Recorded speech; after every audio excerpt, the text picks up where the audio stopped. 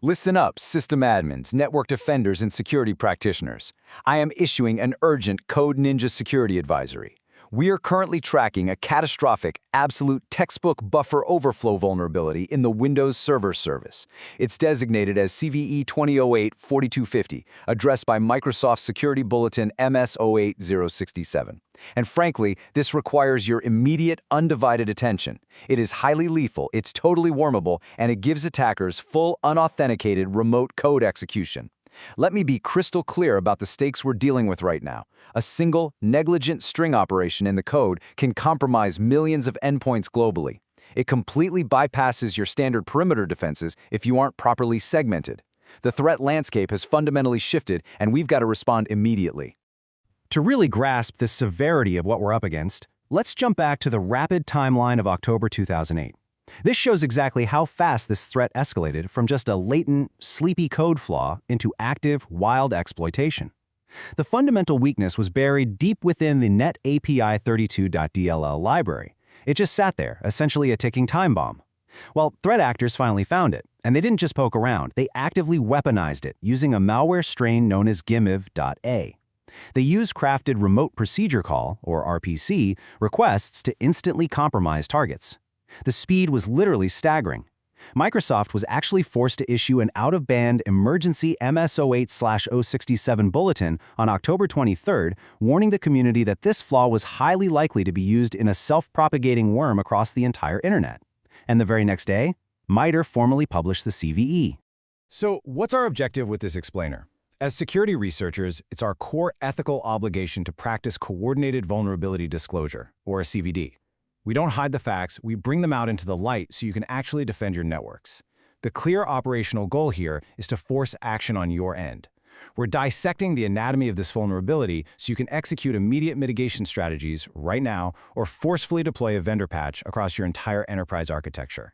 Time is absolutely not on our side here. Okay, before we dive deeper into the technical weeds, let's pause and establish a secure comms link. Consider this a mandatory checkpoint. Step 1. Subscribe to @CyberTech79 and hit those notifications. Look, I frame this as a strict security necessity for real-time intel. When the next 0-day drops, you're going to want to be on this broadcast. Step 2. Drop a like on this intel as a formal acknowledgement of receipt. We need that ACK for our records to know the signal is actually hitting the front line.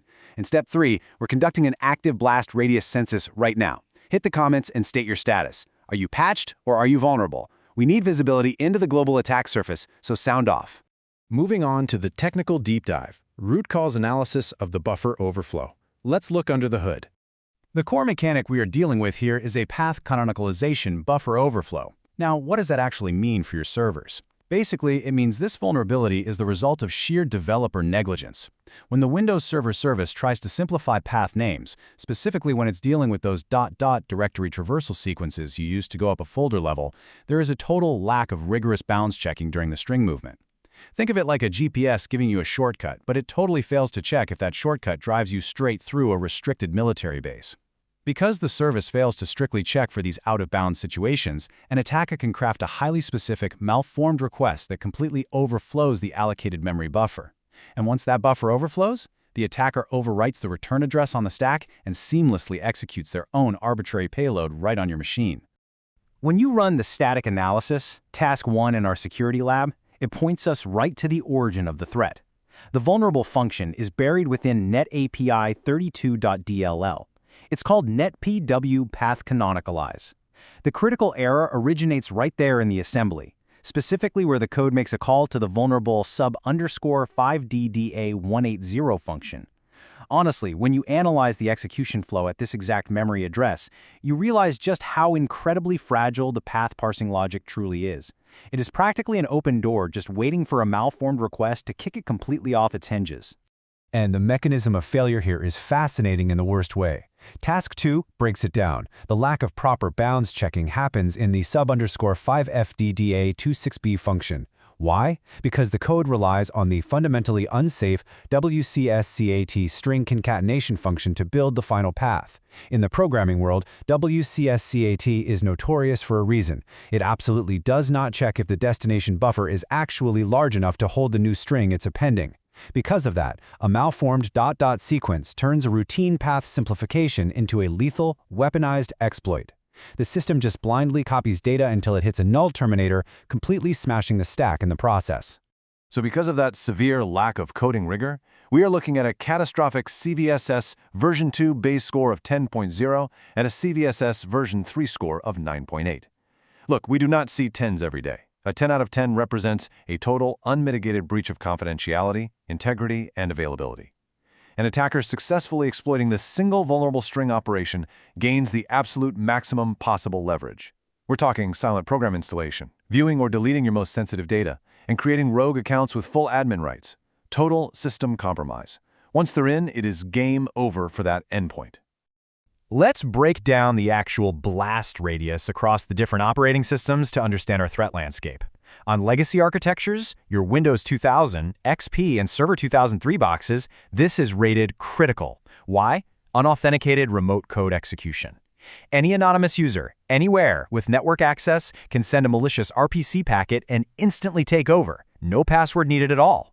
Now, on Windows Vista and Server 2008, the rating drops slightly to important, because on those newer systems, the vulnerable code path actually requires an authenticated user to trigger it. But do not get comfortable. If an inside attacker or a compromised user has even the lowest level credentials imaginable, they can trigger this exploit and immediately escalate to complete system control. Emergency patch protocol, securing the perimeter. We must now transition to the emergency mitigation phase. If you cannot deploy a patch right this exact second, you have to deploy these aggressive defense and death mitigations. We are in triage mode to protect the perimeter before the official patch rolls out. First, get into your firewall and block TCP ports 139 and 445. This stops those unsolicited inbound remote exploitation attempts over SMB dead in their tracks. Second, if a system doesn't strictly need it, disable the server service and the computer browser service entirely. Just kill them and reduce your attack surface. Third, for your Vista and Server 2008 environments, use the Nets utility for strict RPC UUID filtering. You explicitly need to block all RPC requests targeting the UUID starting with 4B324FC8-1670-1278-5A47BF6E188. Now look, as practitioners, we know the operational pain this causes. These temporary workarounds, especially disabling the server's service, will absolutely break local file and print sharing. Applications relying on SMB or named pipes are going to fail. Your users will complain, for sure. But this temporary disruption is a fundamental necessity to keep your network alive while you mobilize your actual response. The permanent remediation here requires deploying Security Bulletin MS08-067 or Microsoft KB 958644. That official patch safely corrects the underlying flaw in how the server service parses those malformed RPC requests, neutralizing the threat so you can restore full, secure functionality. Which brings us to Phase 4, Disclosure Ethics, the Code of Conduct. Let's talk about why we disclose this level of intel. Our stance on coordinated vulnerability disclosure is straightforward. Users need to know to protect their systems, period. We don't obscure the technical reality, and we certainly don't believe in security through obscurity. Network defenders need to understand the exact mechanics, right down to that sloppy wcscat function and the resulting stack smash to truly safeguard their infrastructure. Understanding the how and the why of an exploit is literally the only way you can effectively validate your patches, configure your IDS, and train future security practitioners so we don't repeat the exact same coding mistakes. Believe it or not, even today, this specific exploit remains a staple in the CISA known exploited vulnerabilities catalog. It's a permanent, lingering ghost haunting unpatched legacy networks around the world. So, I leave you with this final thought. Are your systems truly secure from the ghosts of legacy infrastructure? Check your patches, verify your perimeter, and above all, stay secure.